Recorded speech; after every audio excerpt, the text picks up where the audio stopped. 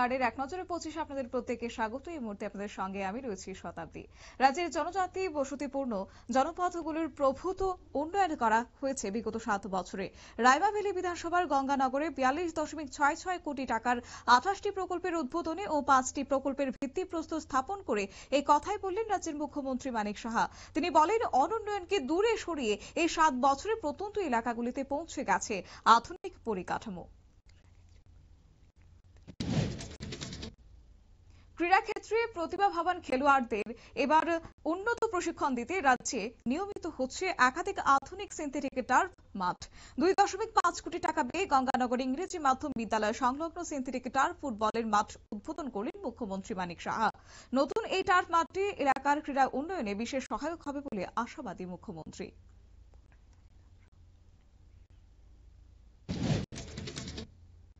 Voter তালিকা সংশোধনের বিশেষ রিভিশনকে ঘিরে নির্বাচন কমিশনের বিরুদ্ধে তোপ দাগলেন তৃণমূল কংগ্রেস। তৃণমূলের অভিযোগ, এই প্রক্রিয়ার মাধ্যমে ভোটারদের নাম ঘুরপথে বাদ দেওয়ার চেষ্টা চলছে। এ বিষয়ে দিল্লিতে বিরোধী একত্রিত করে আন্দোলনে নামার প্রস্তুতি নিচ্ছে দল।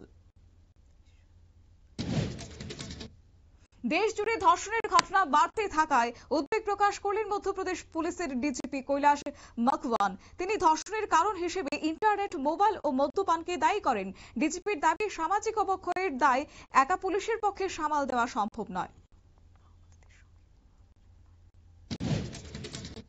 মাওবাদীদের সঙ্গে কোনো প্রকারের আলোচনা নয়, মুছে ফেলা হবে তাদের অস্তিত্ব, হুঁশিয়ারি দিলেন স্বরাষ্ট্রমন্ত্রী অমিত শাহ। রবিবার তেলেঙ্গানার জনসভায় শাহ বলেন, মাওবাদীদের একমাত্র পথ আত্মসমর্পণ অথবা মৃত্যু। তিনি স্পষ্ট করেন, সরকার কঠোরভাবে দমন করবে মাওবাদী কার্যকলাপ। আহমেদাবাদের লোকালয়ে ভেঙে পড়েছে একটি এয়ার ইন্ডিয়ার বিমান। নাশকতার সম্ভাবনাও খতিয়ে দেখা হচ্ছে। দুর্ঘটনা তদন্ত করছে এএআইবি। ব্ল্যাক বক্স পরীক্ষা চলছে, তথ্য বিশ্লেষণ। কেন্দ্রীয় মন্ত্রী মুরলীধর মোহল জানান, ব্ল্যাক বক্স দেশের বাইরে পাঠানো হচ্ছে না। জনগণনার অংশ হিসেবে 2026-এর 1 এপ্রিল থেকে নাগরিকের বাড়ি তালিকা তৈরি শুরু হবে। এই বিষয়ে বিভিন্ন রাজ্য এবং কেন্দ্রশাসিত অঞ্চলের মুখ্য সচিবদের কাছে চিঠি পাঠালেন ভারতের জনগণনা কমিশনের এবং রেজিস্ট্রার জেনারেল মৃত্যুঞ্জয় কুমার নারায়ণ।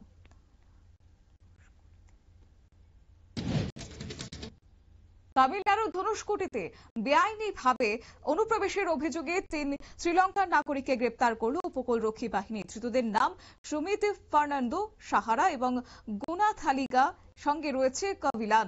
শনিবার ভোরে উপকূলের নজরে আসতেই তাদের আটক করা হয়। ধৃতদের জিজ্ঞাসাবাদ করে অনুপ্রবেশের কারণ জানার চেষ্টা চলছে। মন কি বাত অনুষ্ঠানে জরুরি অবস্থার প্রসঙ্গ টেনে কংগ্রেসকে নাম না করে আক্রমণ করলেন প্রধানমন্ত্রী নরেন্দ্র মোদী। তিনি বলেন, জরুরি অবস্থা ছিল ভারতের ইতিহাসে আগে কালো অধ্যায়। মোদীর অভিযোগ, তৎকালীন শাসকরা সংবিধান ও বিচার ব্যবস্থাকে অপমানিত করেছিলেন। পুরীর রথযাত্রায় ভয়াবহ পদপিষ্টের ঘটনা এবং এই পদপিষ্টের ঘটনায় মৃত্যু হয়েছে অন্তত 3 জনের, আহত হয়েছে 50 জনেরও অধিক পুণ্যার্থী। রবিবার ভোরে গুন্ডিচা মন্দিরের কাছে রথ ঘিরে বিপুল ভিড়ে ঘটে এই দুর্ঘটনা। ওড়িশা সরকারের দাবি, অতিরিক্ত ভিড়ের কারণেই পাশাপাশি পুলিশ প্রশাসনের বিরুদ্ধেও গাফিলতির অভিযোগ উঠেছে।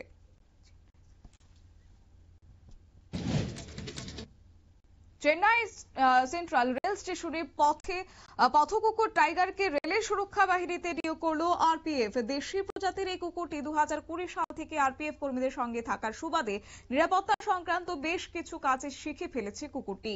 এরপর সুরক্ষা বাহিনীতে তাকে নিয়োগ করার সিদ্ধান্ত নেয় আরপিএফ। মেঘ ভাঙা বৃষ্টিতে উত্তরকাশীতে সেখানে ধস নেমেছে।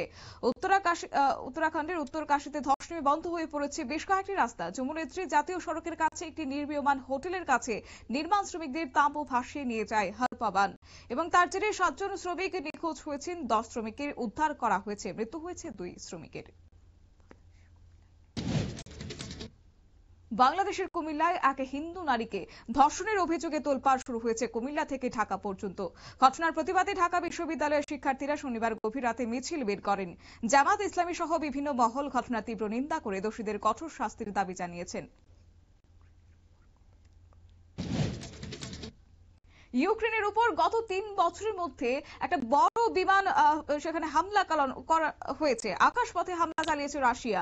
রবিবার রাতে রুশ সেনা ক্ষেপণাস্ত্র ও ড্রোন হামলা চালিয়েছে ইউক্রেনের বিভিন্ন অংশে। হামলা প্রতিরোধের সময় একটি F-16 যুদ্ধবিমান ধ্বংস হয়ে এক পাইলটের মৃত্যু হয়েছে বলে জানিয়েছে ইউক্রেন সেনা। নতুন বাংলাদেশ দিবস ঘোষণা করা হয়েও তা থেকে পিছু হাঁটল বাংলাদেশের অন্তর্বর্তী সরকার। গত বুধবার একটি বিজ্ঞপ্তিতে অন্তর্বর্তী সরকার ঘোষণা করেছিল 8 আগস্টকে নতুন বাংলাদেশ দিবস হিসেবে পালন করা হবে। তবে ওই ঘোষণার 4 দিন পরে সিদ্ধান্ত বদল করতে হলো অন্তর্বর্তী সরকারকে।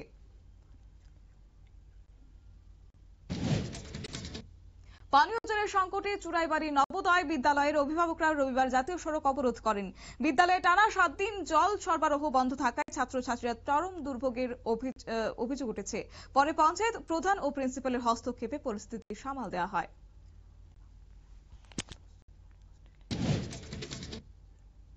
আগরতলার উমাকান্ত স্কুল হোস্টেলে মদ্যপান অবস্থায় ছোটদের মারধরের অভিযোগ ছাত্রের বিরুদ্ধে মামলা দায়ের।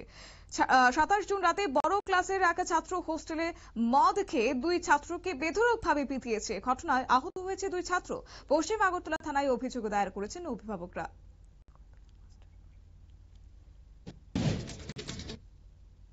আগরতলা মাস্টার পাড়ায় জন্ডিসের প্রাদুর্ভাব নিয়ে এলাকা পরিদর্শনে গেলেন পশ্চিম ত্রিপুরা জেলার জেলাশাসক বিশাল কুমার। এখনো পর্যন্ত 52 জনের শরীরে জন্ডিসের লক্ষণ পাওয়া গেছে, তবে পরিস্থিতি নিয়ন্ত্রণে রয়েছে বলে জানিয়েছেন তিনি। পুর পরিষদের সরবরাহ করা জল থেকেই রোগটি ছড়িয়েছে বলে অভিযোগ।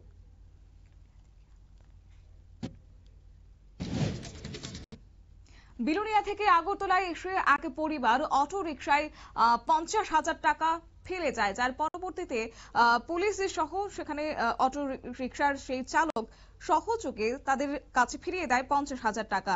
অটো একসাথে যাত্রী ব্যাগে পেয়ে ট্রাফিক দপ্তরের সহযোগিতায় যাত্রী পরিবারটি খোঁজ নিয়ে ফেরত দিয়েছেন অটো রিকশা চালক তাদের টাকা, এমনই কিন্তু বিষয় জানা গেছে।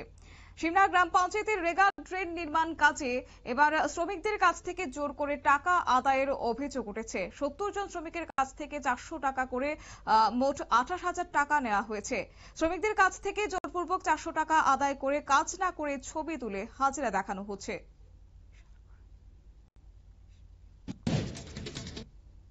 বিশালগড় ইংলিশ মিডিয়াম স্কুলে লোহার রড চুরি করতে এসে নাইট গার্ডের হাতে ধরা পড়েছে 2 চোর। চুরি করতে আসা অন্য এক চোর পালিয়ে যেতে সক্ষম হয়েছে। স্থানীয়দের অভিযোগ, রাতে পুলিশের টহলদারির অভাবে এলাকায় একের পর এক চুরি ছিনতাইয়ের মতো ঘটনা ঘটেই চলেছে। উদয়পুরের চন্দ্রপুরে রাম ঠাকুর সেবা মন্দিরে দুঃসাহসিক চুরি এবং এই চুরি ক্ষেত্রে লক্ষাধিক টাকার নগদ ও পূজার সামগ্রী চুরি হয়েছে বলে জানিয়েছে মন্দির কর্তৃপক্ষ।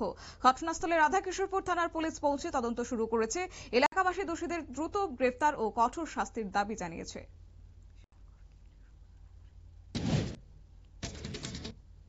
বিশালগড় কেন্দ্রীয় সংশোধনাগারে এক বিচারাধীন আসামির মৃত্যুকে ঘিরে উত্তেজনা ছড়িয়েছে। কৈলাস রায়ের রহস্যজনক মৃত্যুকে ঘিরে উত্তেজনা।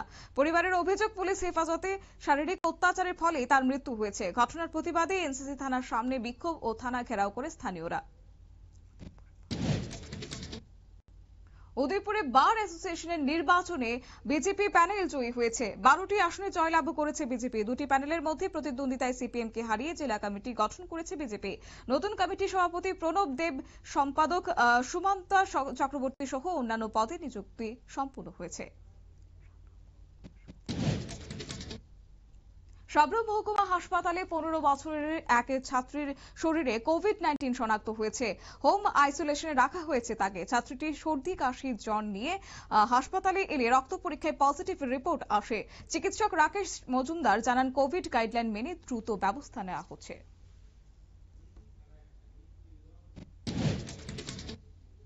এক নজরে 25 আপাতত এই পর্যন্ত। পরবর্তী আপডেট এবং টকশো দেখার জন্য চোখ রাখুন শুধুমাত্র নিউজ ভ্যানগার্ডের পর্দায়। নমস্কার।